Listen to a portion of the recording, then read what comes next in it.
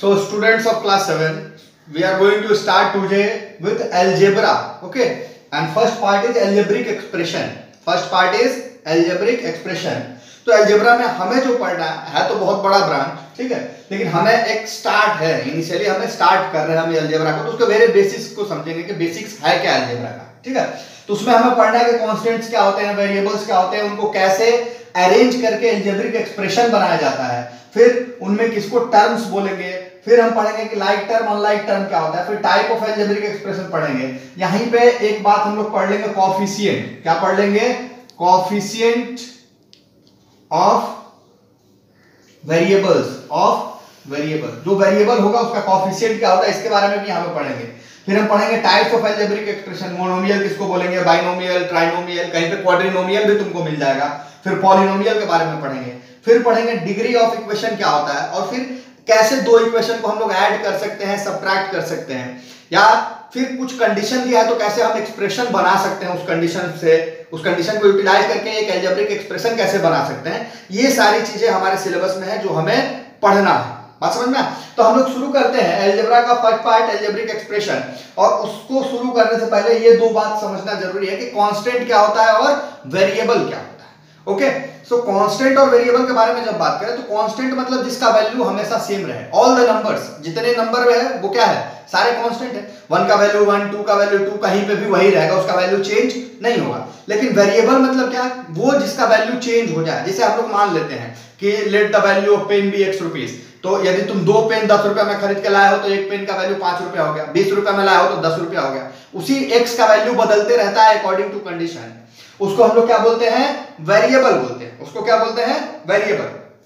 और जब कांस्टेंट और वेरिएबल को मैथमेटिकल ऑपरेटर्स, अब क्या क्या मैथमेटिकल ऑपरेटर होते हैं, प्लस, माइनस, मल्टीप्लिकेशन, डिवीजन, इन सब के यूज से इन कांस्टेंट और वेरिएबल को अरेंज कर लिया जाए तो उसको अलजेब्रिक एक्सप्रेशन बोलते हैं। एक एग्जांपल लेते हैं, मान लेते हैं मेरे पास क्या है, 2x + 3 = 13 है।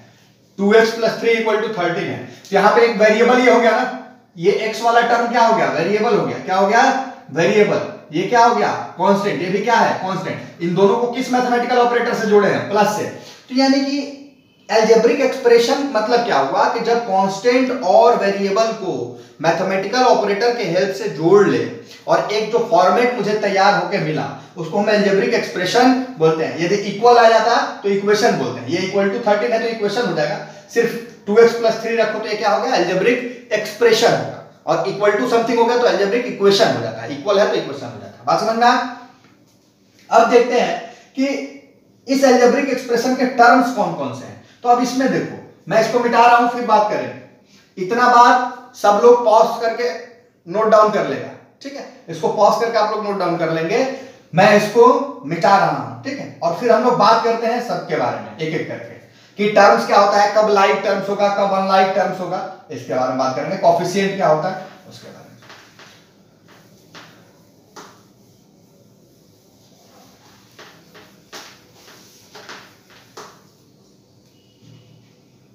चलिए, तो हम लोग कहा थे कि एक एग्जांपल लेते हैं। मेरे पास क्या है, 2x + 3 था। तो ये जो है और ये जो है इनको बोलेंगे टर्म्स ऑफ एक्सप्रेशन। क्या बोलेंगे, टर्म्स ऑफ एक्सप्रेशन। कितने टर्म है, एक 2 टर्म है। कितने टर्म है, 2 टर्म है। तो इस टर्म्स ऑफ एक्सप्रेशन के आधार पे हम लोग उसका डिवीजन करते हैं। जब एक ही टर्म हो, जैसे 2x, तो ये क्या हो जाएगा, मोनोमियल हो जाएगा। क्या हो जाएगा, मोनोमियल। 2 टर्म है तो ये क्या हो गया, बाइनोमियल। यहां पे रहता 2x + 5y + 3। अब यहां पे क्या हो गया, 3 टर्म, 1 2 3, क्या हो जाता, ट्राइनोमियल। 4 टर्म हो जाएगा तो क्या हो जाएगा, क्वाड्रिनोमियल। क्या हो जाएगा, क्वाड्रिनोमियल। और 4 से ज्यादा है तो क्या बोलेंगे उसको, मोर देन 4 को बोलेंगे पॉलिनोमियल। क्या बोलेंगे, पॉलिनोमियल। यानी कि एक टर्म है तो मोनोमियल, 2 टर्म है तो बाइनोमियल, 3 टर्म है तो ट्राइनोमियल, 4 है तो क्वाड्रिनोमियल, और 4 से ज्यादा है तो पॉलिनोमियल कहेंगे। इतना बात समझ में आया? क्लियर है सबको? ठीक है, तो यानी कि अकॉर्डिंग टू टर्म्स हमने उसका डिवीजन कर दिया। अब मैंने बताया था कि कोएफिशिएंट एक होता है, कोएफिशिएंट। वो कोएफिशिएंट क्या होता है जरा उसको समझते हैं, कोएफिशिएंट को समझते हैं क्या होता है।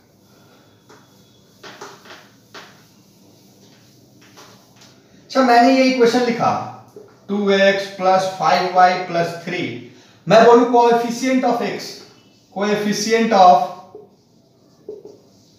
x एंड y क्या होगा? तो x के साथ जो नंबर लगा है 2, ये कोएफिशिएंट ऑफ x हो जाएगा। क्या हो जाएगा? Coefficient of x। 5 जो लगा है y के साथ, ये क्या हो जाएगा? 5 हो जाएगा कोएफिशिएंट ऑफ y। यानी कि जो वेरिएबल के साथ कांस्टेंट टर्म लगा हुआ है, वेरिएबल के साथ जो कांस्टेंट टर्म लगा हुआ है वो उसका कोएफिशिएंट हो जाता है।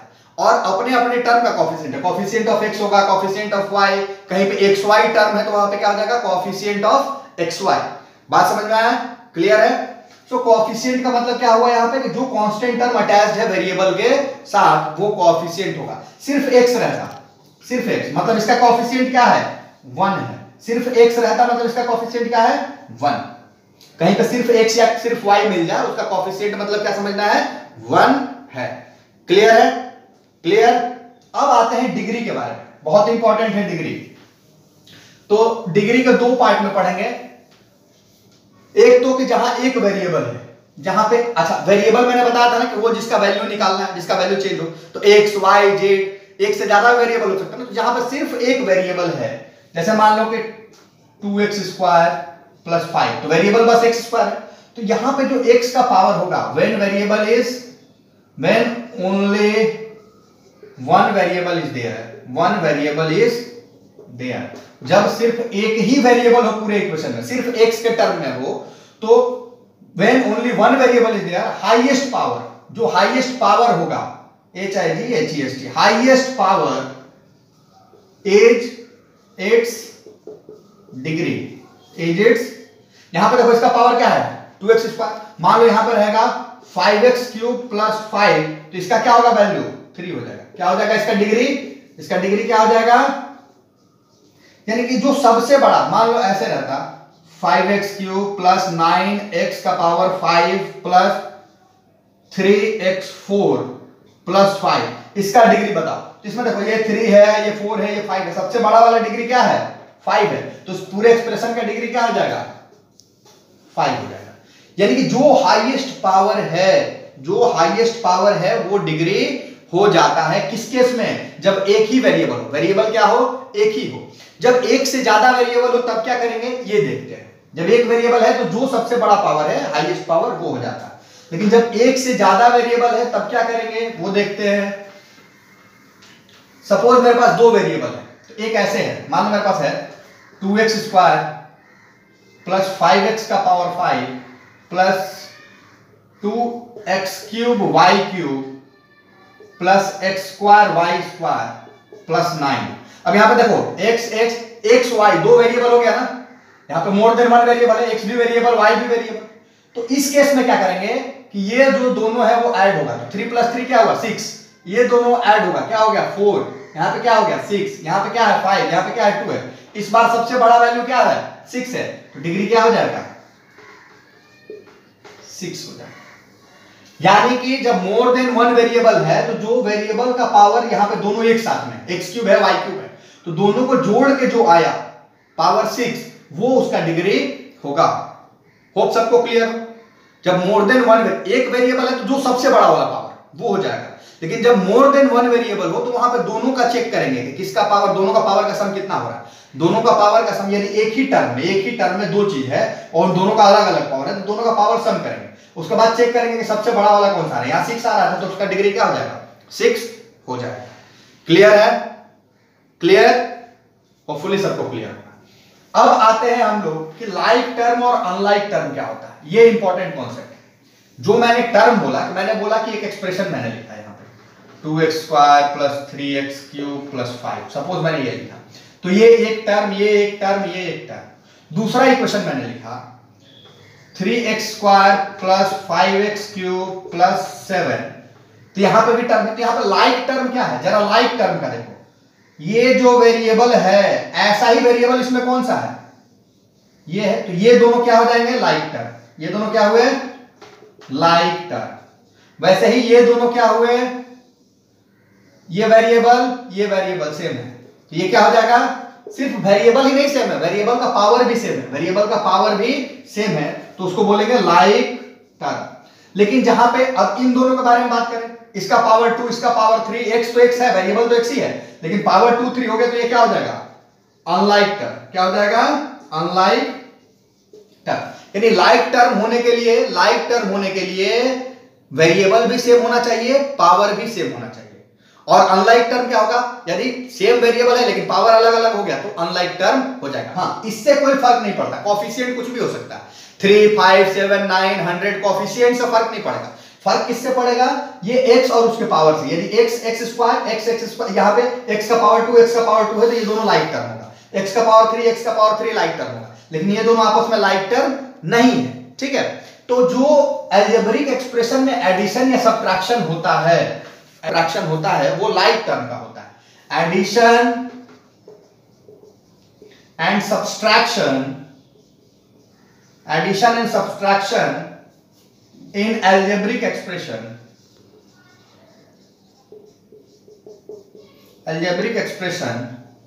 is for like terms। यानी कि जब like terms होगा तभी एडिशन सब्ट्रैक्शन होगा, नहीं तो एज इट इज लिख लेंगे। एक एग्जांपल देखते हैं, सपोज मेरे पास है 3x cube plus 5x square को हम लोग ऐड कर रहे हैं 2x स्क्वायर प्लस 3 से, इसको इससे ऐड करना। अब देखो इसमें लाइक टर्म कौन कौन सा है, ये वाला और ये वाला, बस ये दोनों जुड़ेगा और एज इट इज बाकी रह जाएगा। तो यहां पे क्या हो जाएगा, 3x क्यूब, इन दोनों को जोड़ लो, क्या होगा 5 प्लस 2। मान लो ये आम है, ये भी आम है, तो आम को आम से जोड़ोगे ना, आम को इमली से तो जोड़ोगे नहीं।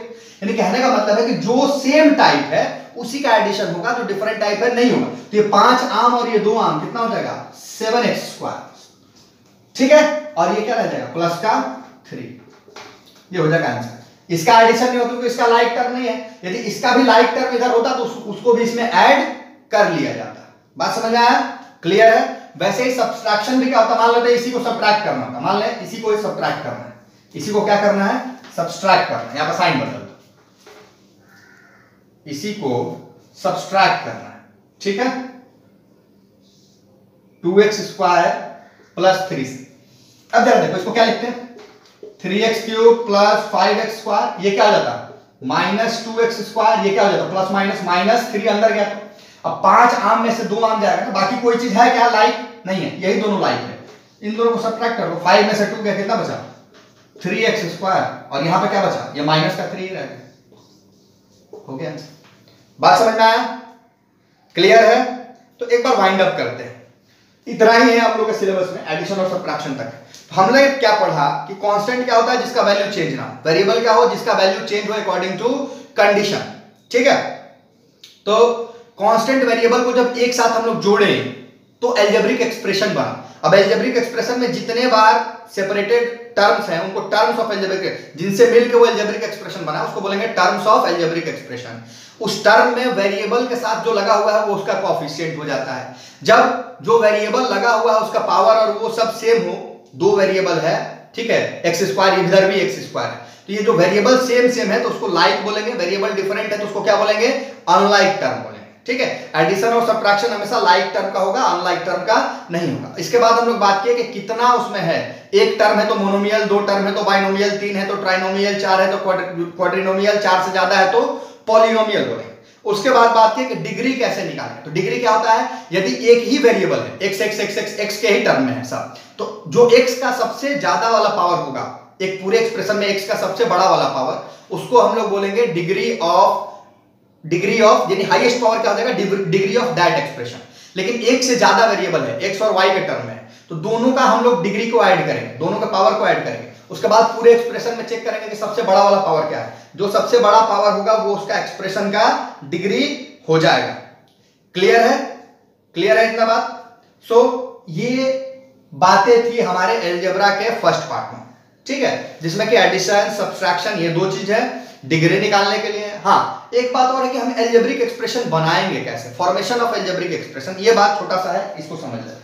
मैं बोलूं कि मेरे पास कुछ रुपया है, कुछ रुपया है मतलब नहीं मालूम, वेरिएबल है, मेरे पास कुछ रुपया है और मेरे बड़े भाई के पास 20 रुपया है, तो दोनों आदमी का मिला के कितना रुपया हुआ, तो मेरे पास कितना रुपया, मैंने बोला कुछ, कुछ भी हो सकता है variable, so let the money be x, let the money be x rupees, मान लेते हैं मेरे पास x रुपीस है। ब्रदर्स मनी कितना है,